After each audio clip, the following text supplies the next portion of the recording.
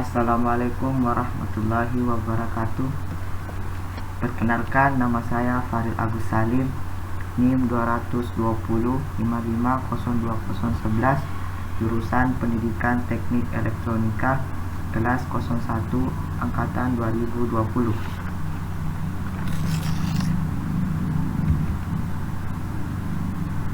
Saya akan menjelaskan beberapa glosarium dasar telekomunikasi.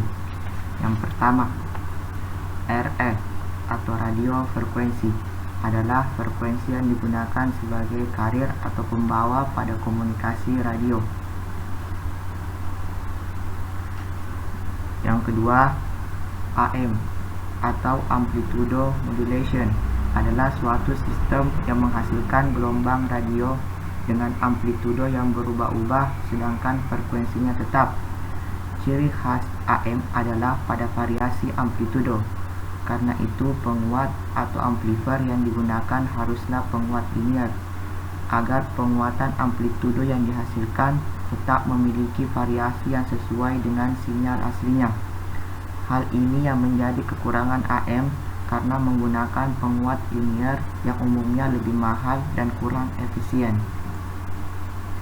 Yang ketiga, PCM atau Pulse Code Modulation merupakan salah satu teknik modulasi yang merubah sinyal analog menjadi format sinyal digital yang ekivalen dengan sinyal aslinya. Proses-proses utama yang dilakukan pada sistem PCM diantaranya adalah proses filterisasi, sampling atau pencuplikan, quantizing atau kuantisasi, dan coding atau proses pengkodean sehingga membentuk suatu sistem PCM. Filterasi filter adalah suatu rangkaian yang dirancang agar dapat meloloskan suatu sinyal input pada rentang frekuensi tertentu dan meredam sinyal input yang mempunyai frekuensi di luar rentang frekuensi yang telah ditentukan. Proses meloloskan sinyal oleh filter disebut filterisasi. Penyamplingan adalah suatu proses mengubah sinyal analog menjadi sinyal diskrit agar sesuai dengan format digital. Kuantisasi adalah suatu tahap pemetaan dari sinyal yang telah disampling menjadi sinyal dengan level tertentu berdasarkan bit ADC yang digunakan. Pengkodean merupakan proses mengubah suatu besaran tertentu ke dalam bentuk lain yang dikenali berdasarkan ketentuan yang teratur. Yang keempat, gelombang tanah atau ground wave adalah gelombang radio yang beroperasi di sepanjang permukaan bumi atau tanah. Gelombang ini sering disebut dengan gelombang permukaan atau surface wave. Untuk berkomunikasi dengan menggunakan media gelombang tanah, maka gelombang harus terpolarisasi secara vertikal, karena bumi akan menghubung singkatkan medan listriknya bila berpolarisasi horizontal.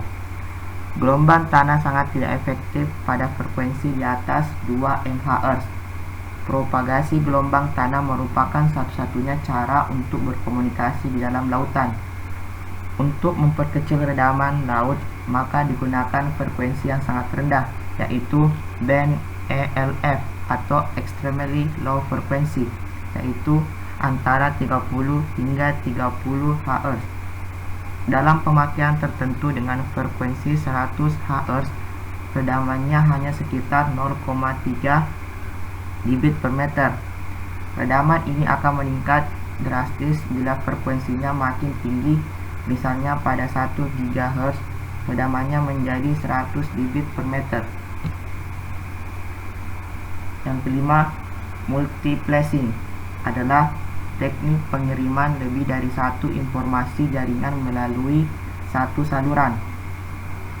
Tujuannya adalah untuk berbagi sumber daya mahal. Contohnya dalam elektronika, multiplexing mengizinkan beberapa sinyal analog untuk diproses oleh satu analog to digital converter atau ADC, dan dalam telekomunikasi beberapa panggilan telepon harus dapat disalurkan menggunakan satu kabel.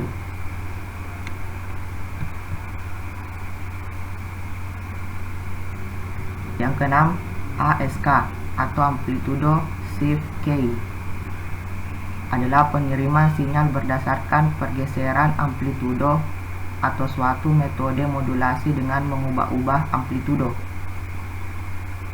Dalam sistem modulasi ASK, simbol biner 1 dipresentasikan dengan suatu ketinggian amplitudo tertentu pada gelombang pembawanya. Jika sinyal berupa 1, maka sinyal pembawa tersebut akan dikirimkan. Jika tidak, maka sinyal 0 yang akan dikirimkan. Dengan kata lain, munculnya frekuensi gelombang pembawa tergantung pada ada atau tidaknya sinyal digital. Yang ketujuh, PAM atau Pulse Amplitudo Modulation adalah pengubah amplitudo pembawa yang berupa deretan pulse atau diskrit mengikuti bentuk amplitudo dari sinyal informasi yang dikirimkan, sehingga sinyal informasi yang dikirimkan tidak seluruhnya tapi hanya sampelnya saja atau sampling signal. Yang kedelapan, receiver. Receiver adalah jenis komunikasi yang mempunyai satu arah, yaitu dari pemancar ke penerima. Yang kesembilan, topologi hibrid. Topologi hibrid adalah topologi yang menggabungkan dua jenis topologi yang berbeda.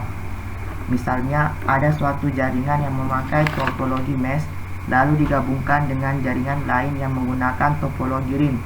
Maka gabungan topologi tersebut akan membuat topologi baru yang disebut dengan topologi hibrid, atau sering disebut juga topologi campuran.